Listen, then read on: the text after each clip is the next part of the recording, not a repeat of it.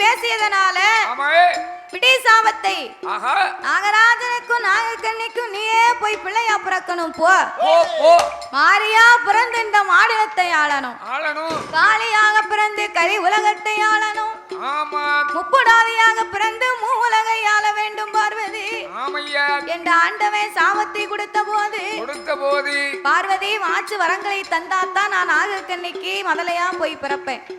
ஒரு பாம்பின் வயத்திலே சக்தி நான் பிள்ளையா பிறக்க சட்டம் கிடையாது என்ற ஆதிசக்தி வரங்களை கேட்க கைலாசத்திலே இருந்து 8 அமிர்த கலசங்களை வரவழைத்து நாகராஜனுக்கும் நாகக்கண்ணிக்கும் வரங்களாக கொடுத்து அவருடைய அரண்மனையிலே 21 நாள் அரை மண்டலம் 48 நாள் ஒரு மண்டலம் பூஜை செய்து வர சொல்லு.